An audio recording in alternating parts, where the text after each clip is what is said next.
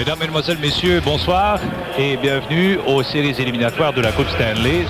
C'est une marque de reconnaissance de la part de tes coéquipiers parce qu'eux se choisissent en fait un leader. Tir dévié bloqué par Roy. Tchaikovsky à haute. C'est quel arrêt encore? Roy est superbe. Et le match qui prend fin. Et le Canadien qui gagne la Coupe Stanley. Un des grands retours dans l'histoire du hockey moderne.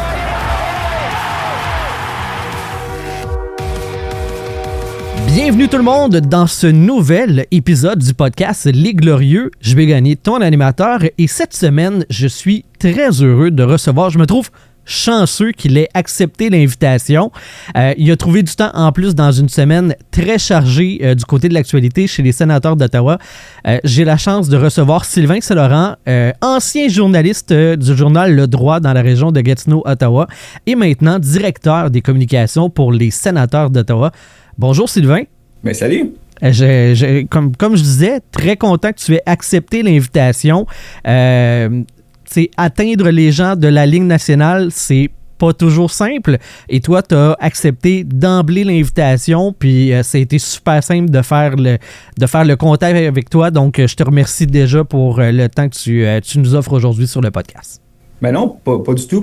Écoute, je te connaissais pas ton podcast, là, mais quand j'ai vu là, que toi-même t'es installé à Gatineau puis tu t'intéresses au hockey, je veux dire, ça fait partie de mon mandat en quelque part de rejoindre les gens de Gatineau. Je recule jamais devant une opportunité de jaser des sénateurs avec les gens de l'Outaouais. Mais non, écoute, puis tu parlais d'une semaine occupée. C'est une semaine occupée, mais justement, là, ça m'a donné l'occasion. J'ai fermé la porte de mon bureau, puis je me sauve un petit peu de tout ça pour les prochaines minutes. Dans le fond, je suis ton break syndical. C'est ce que je comprends. Exactement. OK, génial. J'aime faire le parcours des gens, le parcours académique, le parcours professionnel, mais j'aime aussi reculer le plus loin possible. Je veux savoir, Sylvain, c'est quoi ton premier souvenir relié au hockey dans ta vie? Moi, j'ai grandi à Laval, et puis dans l'est de Laval, mon père était un grand fan de hockey junior, entre autres, dans les années 80. Donc, mon plus vieux souvenir, je l'ai juste à moitié. C'était d'aller voir les voisins de Laval, l'équipe de hockey junior majeur avant les Titans de Laval. Ouais. Je me rappelle d'avoir vu quelques matchs. Puis mon père m'a expliqué beaucoup plus tard que j'avais été chanceux parce que dans ces matchs-là, j'ai vu Mario Lemieux jouer dans le hockey junior. Mais moi, personnellement, je ne m'en serais pas souvenu. OK. Je me rappelais juste d'une équipe en bleu et blanc. Mais ouais, mes premiers souvenirs, c'était ça. Mario Lemieux, hockey junior. Ça se place bien. Moi, mon plus lointain souvenir de hockey, c'est Mario Lemieux, hockey junior. OK. Puis l'expérience avec ton père, tu y allais souvent? C'était ramasser un sac de chips puis un hot dog pour manger. C'était ça qui t'allumait ou c'était d'aller voir le hockey en tant que petit gars? Non, mais mon père était un grand fan de hockey, gaspésien, partisan des Nordiques de Québec. Puis quand j'étais petit, je veux dire, la passion s'est transmise par lui. Oui, il n'y avait pas de billet de saison avec les voisins puis les Titans, mais il était tout le temps rendu là. Moi, tout jeune, quand j'avais, mettons, je te parle de 8-9 ans, j'avais le droit d'aller au match du vendredi soir, ce qui n'arrivait pas si souvent que ça. Laval, c'était le lundi soir, les matchs. Fait que ça a commencé comme ça, puis j'ai commencé à jouer au hockey, j'avais peut-être 3 ans ou 4 ans. Et ça, c'est ma mère, semble-t-il, qui avait tout investi ses économies dans un équipement. Mais ça a parti de la maison beaucoup. Puis as-tu eu le rêve de faire carrière dans le domaine du hockey ou t'as réalisé rapidement que t'étais pas Mario Lemieux, mettons? J'ai réalisé, écoute, moi quand les gens me demandent t'étais-tu un bon joueur, je sais jamais quoi répondre. Parce que je jouais toujours enfant au niveau le plus élevé possible, OK. mais j'étais toujours le dernier joueur choisi dans l'équipe. OK. Fait que ça a fait en sorte que j'ai joué du hockey assez compétitif avec et contre des joueurs qui ont joué professionnel. Mais je te dirais que à un moment donné, à 14-15 ans, tu te rends compte que ça va être un long shot. Uh-huh.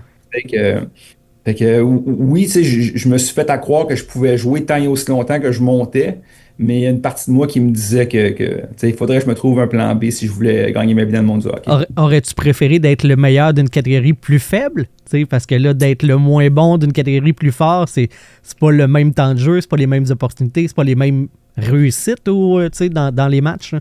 Écoute, c'est une bonne question.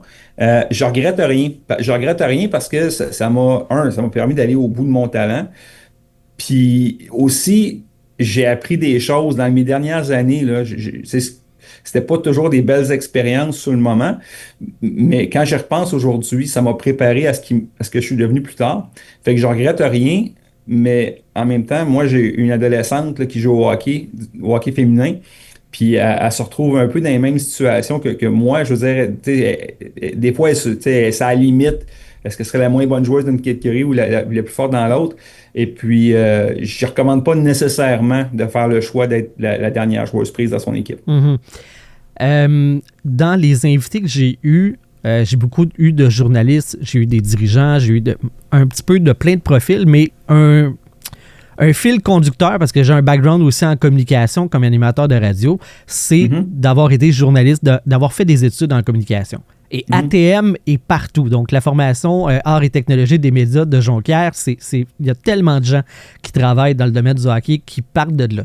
Toi, tu as été étudiant à la Cité collégiale à Ottawa, qui est beaucoup moins connue au Québec, mais qui, dans la région de Gatineau, Ottawa, si tu veux faire des études en communication, c'est la place à aller. Pourquoi la Cité collégiale dans ton cas? C'est l'histoire qui définit mon parcours, puis ça arrive quand je suis en secondaire 5, dans le fond, là, parce que je n'étais pas assez bon à l'école. OK. En secondaire 5. T'es-tu un ancien athénien, toi? Non, moi j'ai fait le CRTQ parce que j'étais rendu plus vieux quand, à un moment donné, c'est niaiseux, mais c'est de la faute à Jean-Charles Lajoie que j'ai été animateur de radio, parce que dans ma tête, moi je viens du Lac-Saint-Jean, les gens de médias, ils étaient comme déjà des légendes. Tu sais, t'apparais sur Terre et t'es une légende. Je savais pas qu'il y avait un parcours scolaire pour devenir quelqu'un des médias.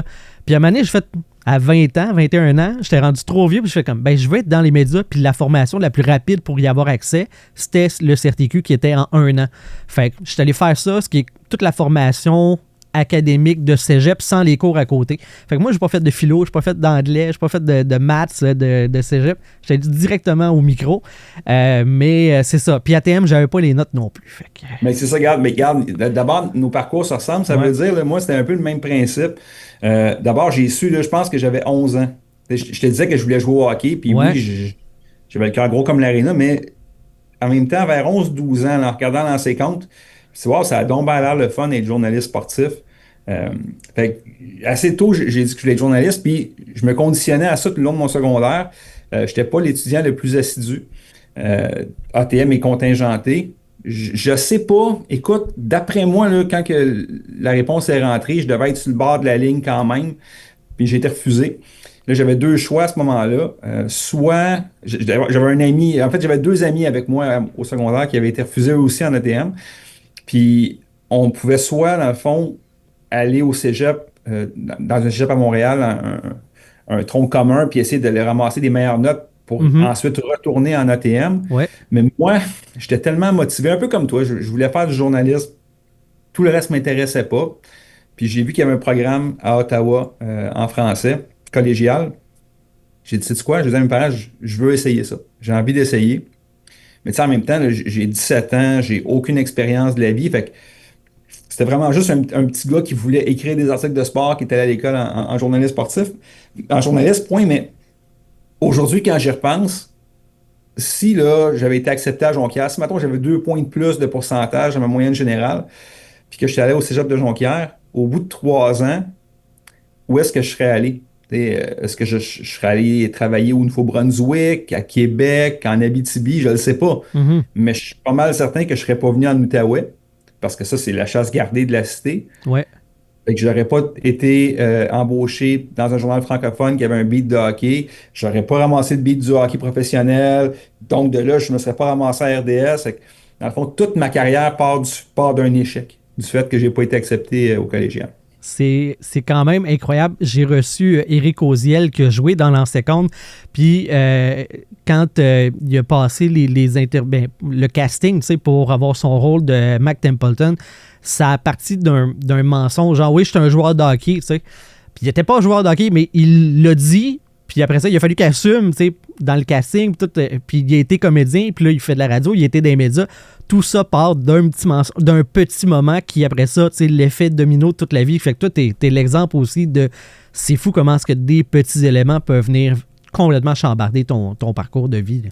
Oui, puis tu sais, là, j'en fais un petit peu moins depuis un bout de temps, mais tu sais, pendant longtemps, là, j'étais le jeune journaliste du journal Le Droit, fait que on m'envoyait faire toutes les présentations dans les écoles secondaires, des affaires-là, puis j'utilisais souvent cette histoire-là euh, pour expliquer aux étudiants puis aux jeunes, encore à qui je parle, que tu sais, je veux dire, c'est pas parce que tu rates ton coup à 15 ans, à 16 ans ou à 18 ans que ta vie est finie. Ben non, loin de là. Quand j'ai reçu ma lettre de refus du cégep de Jonquière, pendant à peu près, je te dirais 48 heures, là, comme j'étais sous l'impression que ma vie était finie. Mais quand tu regardes ça aujourd'hui, si j'avais pu dire au jeune Sylvain, écoute, c'est parce que c'est le plus bel échec que ta vie pourrait pas t'apporter, je me serais pas cru, tu sais. Mhm. Tu fais ta formation à la cité collégiale, ça dure 3 ans, 2 ans? 2 ans. 2 ans. Et à la suite de ça, tu as eu un stage au journal Le Droit où tu été embauché. Comment tu as glissé après ta formation? Parce que ça reste que c'est le plus gros journal francophone d'Ottawa-Gatineau. Ouais. Puis toi, tu décolles comme journaliste en partant là. Non, mais en fait, j'ai pas commencé tout de suite. Il n'y a plus grand monde qui s'en souvient, mais j'ai fait un petit détour d'été dans la fonction publique fédérale. OK.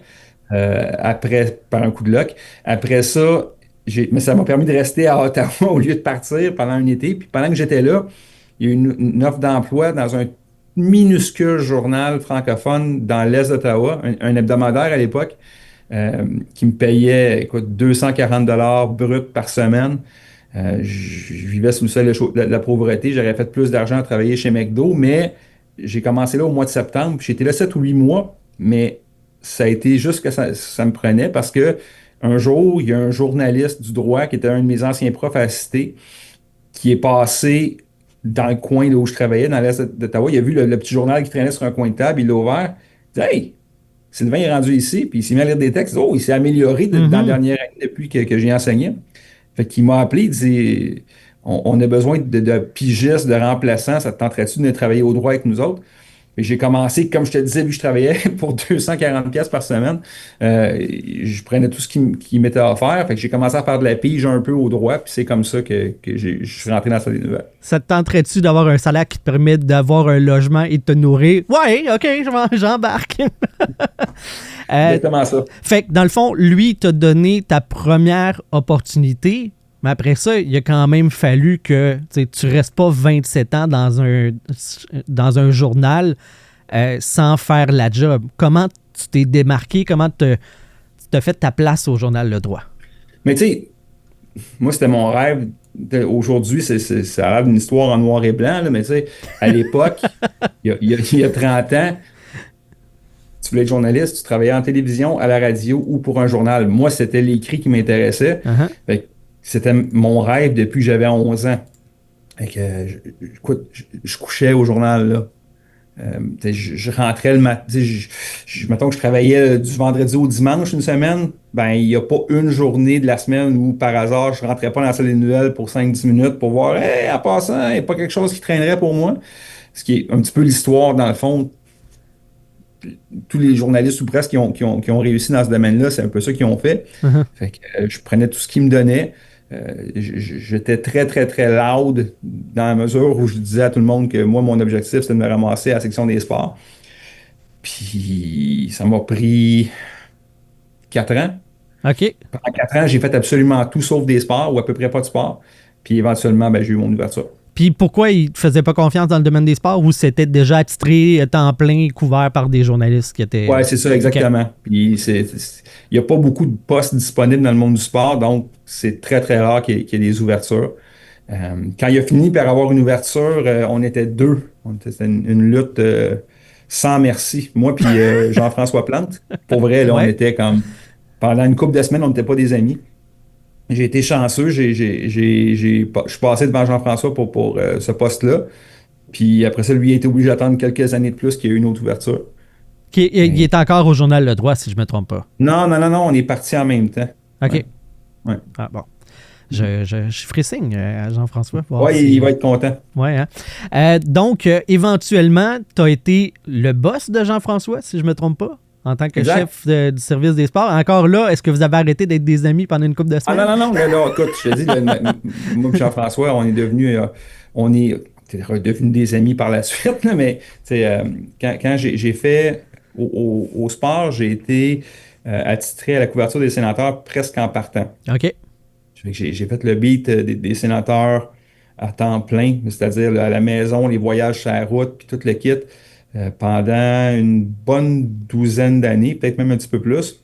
Et puis là, après 12 ans, j'avais une jeune famille.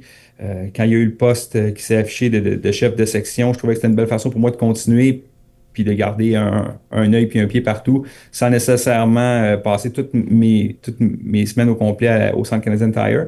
Et puis là, j'ai été le chef des sports, donc le patron de Jean-François par la bande. Mm-hmm. Tu sais, le Canadien est extrêmement couvert. Il y a beaucoup de médias qui suivent l'équipe. Fait que la relation, tu sais, il s'est créé une distance durant l'ère Bob Gainey entre le congétant, les journalistes et l'équipe, tu sais, d'avoir une distance entre les deux. Tu sais, ils ne voyagent plus ensemble. Chez les sénateurs d'Ottawa, est-ce que tu avais cette proximité-là ou il y avait aussi une séparation? Ben, écoute, d'abord, moi, tu sais, je t'ai dit tantôt que j'ai grandi dans la région de Montréal. Une autre belle chose qui m'est jamais arrivée, c'est de retourner à Montréal. Uh-huh. Dans les premières années de ma carrière, tu sais, j'avais 22, 23, 24 ans, 25 ans. Tous mes amis étaient encore à Montréal.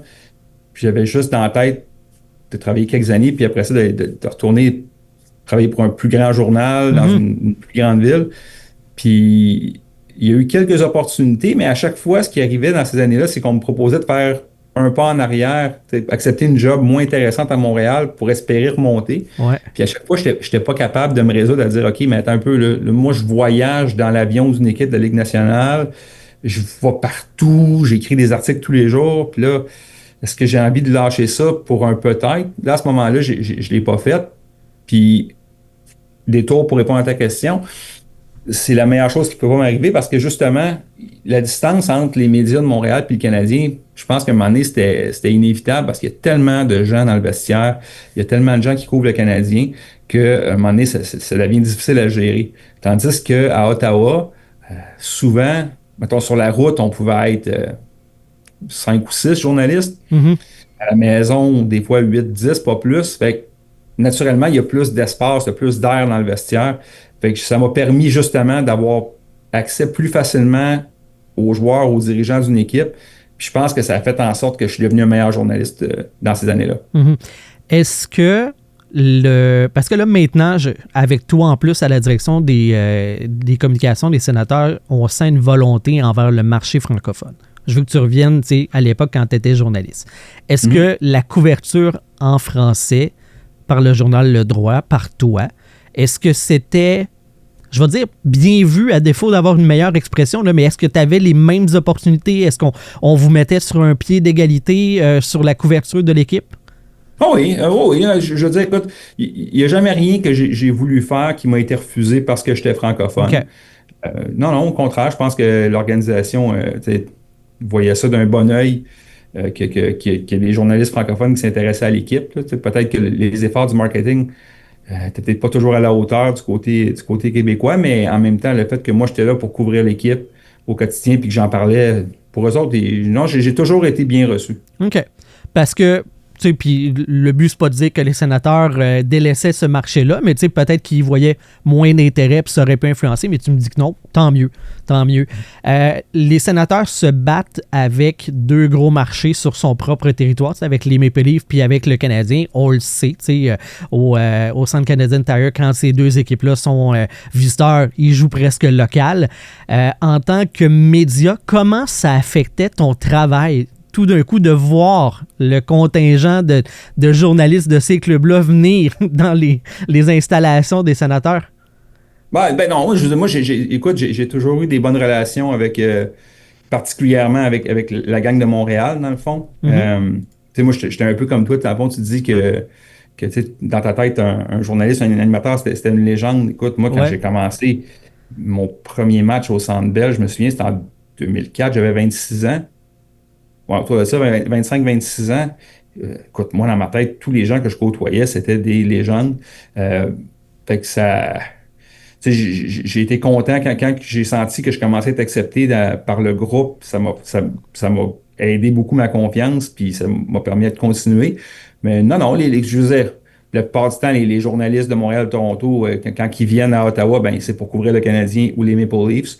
Fait qu'il n'y avait pas de rivalité, c'était vraiment juste... c'était le fun de travailler à côté de ces gens-là. C'est bon. Est-ce qu'il y a un ou une journaliste que tu lisais puis que tu as fini par côtoyer puis que tu as fait « Hey, c'est fun de rencontrer cette personne-là, de pouvoir apprendre à la connaître. J'ai pas modelé mon parcours ou ma façon de travailler sur son travail à elle, mais qui a un peu agi comme modèle quand même. » Écoute, l'histoire que je vais te conter encore une fois, c'est en lien avec, on remonte au début. Chez nous, on lisait le Journal de Montréal. Mon père travaillait à l'imprimerie du Journal de Montréal. Puis comme fan de hockey junior, il y a un journaliste, peut-être que toi, tu n'as pas connu, tu es un peu plus jeune que moi, là, mais Marc Lachapelle. Oui. C'était le journaliste par excellence du hockey junior au Québec. Fait que, moi et mon père, on lisait ses articles. C'est comme ça qu'il nous informait sur la Ligue. Puis, un moment donné, encore une fois, je viens de Laval, je vais à l'école à côté du vieux Colisée. Une journée, je suis au Colisée avec des collègues de classe, puis Marc Lachapelle est là. Je me dis, OK, hey, j'ai 14 ou 15 ans. Comme je t'ai dit, je veux devenir journaliste sportif, j'en rêve tous les soirs, je vais aller me présenter. J'imagine que j'ai bégayé, que j'ai eu de la misère à sortir de ma phrase, puis j'explique qui je suis, puis ce que je veux faire. Il lève à peine ses yeux de son calepin, me regarde et dit, écoute, deviens pas journaliste. Deviens réparateur de télévision. Il dit ça, là, que les TV, ça brise partout, puis tout le monde les fait réparer. Comme le monde du journalisme, là, écoute, t'auras pas de job, il y a des coupures partout, puis ça fonctionnera jamais, puis regarde, c'est mon conseil. Fait que c'est resté là-dessus. Je l'ai revu la fois d'après, la seule fois de ma vie que j'ai couvert le championnat mondial junior. Ça devait être une dizaine d'années plus tard. Puis là, à ce moment-là, tu sais, j'avais une couple d'années derrière la cravate. Je suis allé le voir, puis j'ai expliqué la situation. Il s'en souvenait plus. Puis il a trouvé ça bien drôle. Après ça, on est devenus amis là, dans les années qui ont suivi. Mais il m'avait expliqué, tu sais, c'était vraiment bienveillant. Il y avait eu plein de coupes dans les médias. Fait que va-t'en pas dans ce domaine-là. Mais ça a influencé après ça la façon dont moi, j'ai toujours parlé avec les jeunes que je rencontrais qui voulaient faire du journalisme. Je m'étais tout le temps dit, écoute, même si des fois la crise dans l'industrie fait en sorte que c'est décourageant un peu, je me dis que si ça a marché pour moi, je ne dirais pas un jeune de 15-16 ans motivé d'essayer de faire autre chose dans la vie. Les rêves se réalisent. Oui, puis quand on y met l'effort aussi, tu disais tantôt que tu passais au journal voir s'il y avait des affectations possibles. Si tu veux, à un moment donné, ça va fonctionner aussi. Là, si tu mets l'effort, puis le travail, la qualité, là, ça va marcher. Là. Puis tu sais, je veux dire, ça fait bientôt 30 ans là, que je suis ici, 25 ans, presque 25-26 ans dans le monde professionnel. J'en ai vu des gens rentrer, des plus jeunes que moi, puis réussir, puis ça manque jamais. Là. C'est ceux qui, à l'école, mettent plus d'efforts que les autres qui finissent par percer. Mm-hmm. Après le journal Le Droit, ou je ne sais pas si tu l'as fait un peu en parallèle, tu as été du côté de l'équipe d'Ottawa de la LPHF. Oui. Comment c'était ce mandat-là? C'était la saison inaugurale, les clubs n'avaient pas de nom, il n'y avait pas de logo, pas de chandail. Côté marketing, on se demandait jusqu'à quel point ça allait marcher avec tous ces bâtons-là dans les roues. Toi, tu as été dans la machine à ce moment-là. Parle-moi de ton expérience. Ça a été, pour vrai, là, ça a été une expérience extraordinaire. J'ai d'ailleurs, oui, il y a un cadre. J'ai le cadeau que l'équipe m'a fait là, à mon départ pour signer la première saison. Écoute, je décide de quitter le journal, puis j'ai une petite idée de ce que je veux faire dans la vie, mais je suis pas sûr à 100%. J'ai pas l'intention de quitter le journalisme complètement parce que j'ai encore mes contrats avec RDS, avec la radio. Mais en même temps, je suis ouvert aux opportunités. J'ai pas besoin de travailler à temps plein tout de suite. Mais dans les semaines qui suivent mon annonce, j'avais pas quitté le journal encore. L'équipe féminine d'Ottawa m'approche, écoute, comme tu dis là, dresse un beau portrait de la situation. Là. Écoute, on est encore en entraînement, on lance notre saison dans un mois et demi, je sais plus combien de temps il restait. On a besoin d'aide partout. Puis écoute, toi, tu es bilingue, tu connais la ville, tu connais le marché les sports à Ottawa, tu sais comment ça se passe dans une équipe de hockey. Écoute, on pense que tu pourrais nous aider. Fait que, je n'étais pas stressé, je n'étais pas pressé, mais je t'ai dit aussi tantôt que j'ai une fille adolescente qui joue au hockey. Puis je me suis dit, c'est quoi? J'ai dit à ma blonde, je vais l'essayer. Moi, je vais leur donner une saison. Je vais aller les aider. Puis. C'est eux autres qui avaient une probation, c'est ce que je comprends. Exactement, on s'est entendu comme ça. Je me dis, écoutez, là, moi, puis c'était pour eux autres en même temps. Je me dis, si je fais pas la job, je vais juste essayer une saison. Puis après ça, on s'en reparlera.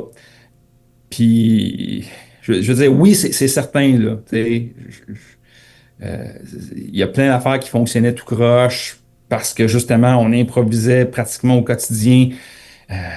On est en train d'inventer une ligue de hockey, mais il y avait un immense sentiment de fierté des gens dans la boîte d'être en train de créer ça. Puis en même temps, la seule chose que la LPHF a vraiment prouvé dans sa première saison d'existence, c'est qu'il y avait un public pour ça. Mm-hmm. Mais ça, on ne le savait pas avant que la rondelle soit déposée. On ne pouvait pas savoir si ça marcherait. Puis on s'est rendu compte qu'il y avait un public qui voulait du hockey féminin professionnel. Fait de vivre cette espèce de conte de fées-là, de voir ces athlètes-là qui sont extraordinaires, les femmes qui jouent dans cette ligue-là. Je veux dire, moi, j'ai de l'admiration, j'ai du respect, j'aime ces joueuses-là. De les voir comme vraiment vivre ce moment-là, pouvoir partager ça avec eux autres. Moi, ça va toujours être une de mes plus belles expériences à vie. Ah, c'est vraiment génial qu'on soit... C'est pas l'égalité, on s'entend, c'est pas les mêmes salaires, c'est pas le même nombre d'équipes, c'est pas les mêmes conditions, mais d'avoir une ligue professionnelle féminine, c'est un boss, là. Ça devait se faire, puis ben c'est le fun que là, c'est fait. Il n'y a plus de retour en arrière. Ensuite, tu leur as donné une saison de probation. Tu as décidé de quitter, les sénateurs t'ont approché, tu as appliqué sur une job ou comment ça s'est passé, ça? J'étais en train de me convaincre de rester avec la LPHF. Puis à ce moment-là, j'avais dit à mes patrons, je leur ai dit, écoutez, moi je suis prêt à rester, mais il y a deux choses où je pense que je peux contribuer. Un, j'aimerais ça m'assurer que, contrairement à d'autres équipes professionnelles sportives d'Ottawa, vous développiez le marché francophone comme il faut. Faites pas les mêmes erreurs que les autres équipes. Je pense que je peux vous aider. Puis deux, moi, je suis issu du monde des médias. La couverture médiatique n'est pas aussi intéressante pour la Ligue féminine parce qu'il y a de moins en moins de journalistes professionnels dans les salles de nouvelles. Mm-hmm. Donc, je leur ai dit, je veux développer le marché francophone. Puis, au niveau de la Ligue, je pense que ce serait intéressant de développer nos stratégies pour produire notre propre contenu journalistique, nos propres podcasts, nos propres articles. Je pense que je peux vous aider à faire ça. Mais ça, c'était mon vœu. C'est ce que j'espérais faire avec la Ligue. Mm-hmm. Je ne savais pas si la Ligue était alignée avec ça. Puis au moment où je leur proposais ça, les sénateurs m'ont téléphoné. Ils faisaient le ménage dans leur équipe des communications. Puis ils ont dit, écoute, on voudrait t'embaucher pour travailler avec le marché francophone et pour développer nos propres contenus. Oui, c'est ça. Ton idée s'alignait parfaitement avec les objectifs des sénateurs. Donc, puis là, ça va être drôle parce que tu n'as pas fait le saut directement du journalisme à la Ligue nationale, mais c'est comment d'être la Chantal Maccabée des sénateurs? Écoute, pour commencer, je veux dire, je trouve tout le temps ça flatteur quand les gens ils disent ça, mais Chantal... non, c'est pas pareil, on s'entend. Chantal, oui. C'est ça, c'est comme... un jour, si jamais tu peux l'avoir en entrevue, tu vas te rendre compte comme tout ce que Chantal mérite, là, comme l'admiration puis l'amour qu'elle reçoit des gens, là, c'est 100% mérité. Peut-être même qu'elle en mériterait plus. Mais le rôle de revenir dans le vestiaire, on n'était pas certain parce que je ne suis pas rentré seul en même temps avec mon ami Ian Mendes, ouais. qui est mon patron. Et en fait, c'est lui aussi qui a eu l'idée de m'intégrer à son équipe. On n'était pas sûr, mais je vais dire une chose, ça a été plus facile que je pensais. J'avais des bonnes relations avec quelques joueurs de l'équipe, des joueurs importants, là, Claude Giroux, Thomas Chabot, mettons. Mais l'intégration s'est faite là, très facilement et très rapidement. Ah oui? OK. Ben, tant mieux. Je suis vraiment content pour toi que ça se soit bien passé. Tu sais, t'as passé... Est-ce que tu as eu le syndrome de l'imposteur un peu? Puis là, je parle avec la LPHF puis avec les sénateurs, d'avoir été journaliste, d'avoir couvert le sport, mais là, d'être de l'autre côté de la clôture puis de devoir faire rouler un département de communication. Oui, pas pareil. Oui, écoute, je veux dire, là, c'est drôle parce que la semaine passée, là, ça fait un an Ouais, que le je suis avec les 31 sénateurs. août, juillet 2024 que c'est annoncé. C'est ça, tu vois. Donc, ça fait tout juste un an. Puis si tu calcules ça avant ça, j'ai fait 7 mois à la LPHF. Puis quand on a fêté notre premier anniversaire, j'ai dit à Yann, j'ai dit là, au moins, ce qui est le fun, c'est que moi, je vais sortir d'une période de 18 mois où tout ce que je le faisais pour la première fois. Uh-huh. Mais là, je t'évite les détails depuis ce temps-là. Ça a été, comme tu dis, une semaine et demie super occupée où j'ai continué de faire des affaires pour la première fois. Mais ça a effectivement été une période éprouvante d'un point de vue professionnel. Mais en même temps, je veux dire, ça fait grandir, c'est ça qu'on veut. Oui, non, c'est clair. Est-ce que tu as hâte d'être un petit peu plus sur, je veux dire, pilote automatique, là, à défaut de mieux, mais tu sais, de dire, OK, c'est mon 4e repêchage. Ah, c'est mon 6e telle affaire. Tu sais, que tu sais à quoi t'attendre, même si tu veux toujours, tu sais, avoir des nouvelles idées puis améliorer ce qu'on a fait, mais de pas être. De pas être à la merci des nouvelles affaires qui arrivent, justement. Oui, non, 100%, c'est oui. La réponse, c'est oui.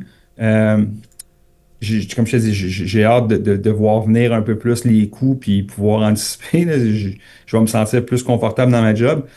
Mais tu sais, en même temps, je te dis ça, puis là, on est en train de sérieusement essayer de revoir puis comment on produit notre contenu numérique, ce qu'on n'a pas vraiment eu le temps de faire l'an dernier. Mais là, tu sais, au lieu justement de nous asseoir tranquille puis de dire on va refaire la même saison qu'on a faite l'an passé, ben nous autres mêmes, on est en train de s'imposer des blocus puis de se donner des mots de tête. Fait que finalement, la réponse à ta question, c'est oui, j'aimerais ça, mais ça arrivera probablement pas. Jamais ou tu te donnes une coupe d'années encore? Il va falloir que tu me réinvites dans 3 ans puis on va s'en reparler. C'est noté. On va faire ça avec grand plaisir. Comment est-ce que c'est d'apprendre son métier en étant au plus haut niveau? Il y a tellement de monde, j'imagine, qui travaille en communication, qui veulent, qui aiment le sport, qui aiment le hockey, qui voudraient être à ta place. Comment c'est d'apprendre sa job au plus haut niveau? Tu poses des très, très, très, très bonnes questions. Ben merci. Tu m'amènes, pour vrai, tu m'amènes à des places où tu sais, je suis pas allé moi-même encore à 100%. Non, écoute, c'est un défi, c'est un challenge. Je suis content d'être dans l'organisation des sénateurs. Tu sais, il y a 250 employés à temps plein. Fait que puis mon background de journaliste fait en sorte que je ne suis pas gêné d'aller poser des questions, d'aller chercher de l'aide, de l'information. Mais oui, effectivement, ta question est sans doute valide. Là, puis, ma blonde a été journaliste, elle aussi, puis elle a quitté pour le monde des communications avant moi. Fait que j'ai beaucoup, beaucoup de respect pour la profession. Mais oui, il y a des fois où ça tourne carré, puis l'expérience rentre là, pas toujours de la meilleure façon possible. OK. Qu'est-ce que tu aimerais qui change dans l'univers médiatique entourant les sénateurs? Ouf! Écoute, je sais pas si je voudrais que ça change. Moi, personnellement, toute ma vie, j'ai rêvé d'être journaliste sportif. Quand j'ai eu cette chance-là, cette opportunité-là, j'ai pris ce métier-là super au sérieux. Puis, j'ai toujours pris mon rôle très, très, très, très, très au sérieux. Quand j'écrivais quelque chose, c'est parce que je le savais. Quand plus tard, j'ai été chroniqueur, quand j'amenais une opinion dans mes chroniques ou quand j'avais une intervention en ondes à la radio, à la télévision, puis que je critiquais quelqu'un, ben, je m'assurais que ce soit légitime. Je m'assurais de savoir de quoi je parlais.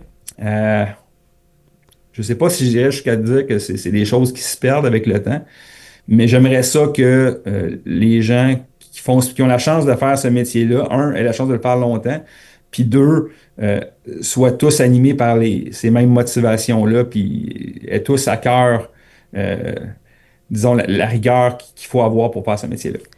Est-ce qu'il y a des choses que tu pensais vraies quand tu étais journaliste et qui, là, maintenant que tu es de l'intérieur, tu vois ça complètement différent, puis tu reviens en rétrospective, tu fais comme « Ah, boy, avoir su, tu sais, j'aurais traité différemment ou... Je pense pas. Non, comme je te dis, tu sais, je pense pas. Tu sais, c'est sûr, là, je te dis pas que j'ai eu un parcours parfait. Tu sais, j'en ai fait des erreurs tout plein. Mais, tu sais, j'ai eu la chance de faire ce métier-là assez longtemps, puis j'ai été assez bien guidé par des gens qui connaissaient, qui m'ont bien montré comment faire ce métier-là, qui fait que, non, je te dirais que ce côté-là, euh, non. Ce que j'écrivais dans les dernières années de ma carrière, puis ma façon de faire le portrait de ce monde-là, du monde du hockey, ça correspond pas mal à ce que je vois aujourd'hui de l'autre côté. OK. Étant toi-même francophone, ayant couvert dans les médias l'équipe du point de vue francophone en tant que maintenant directeur des communications, est-ce qu'il y a des stratégies, des façons de faire, des adaptations dans les approches du club que tu veux mettre en place par rapport au marché francophone versus anglophone, ou c'est juste une stratégie globale qu'on duplique dans les deux langues? Non, ben, je veux dire, je suis conscient de la réalité là, que les médias, les salles de rédaction francophones qu'on a ici dans la région sont dans plusieurs cas moins bien nantis que les anglophones. Fait que, tu sais, je suis conscient, par contre, par exemple, si ça fait quelques jours qu'on n'a pas vu un journaliste francophone, si il m'écrit et nous écoute là, cette semaine, j'aurais le temps de juste passer une journée. Est-ce que tu peux m'organiser 2 ou 3 entrevues pour que j'ai du stock à écrire? 100%. Tu sais, je vais essayer d'accommoder la personne. Puis ça, c'est une réalité qui est propre, dans le fond, dans notre marché à nous. Mais c'est pas non plus, tu sais, je veux dire, moi, dans le fond, tu sais, les médias veulent quelque chose, ont besoin de l'information, de la vérité. L'équipe, c'est pas toujours dans son meilleur intérêt de tout dire. Tu sais, il y a de l'information qu'il faut que tu retiennes pour toutes sortes de raisons qui sont valables. Puis moi, dans le fond, entre les deux, dans les relations avec les médias, ma job, c'est de trouver une façon de concilier les deux. Puis les deux sont pas incompatibles. Tu sais, il y a moyen de s'entendre, puis j'y crois à 100%.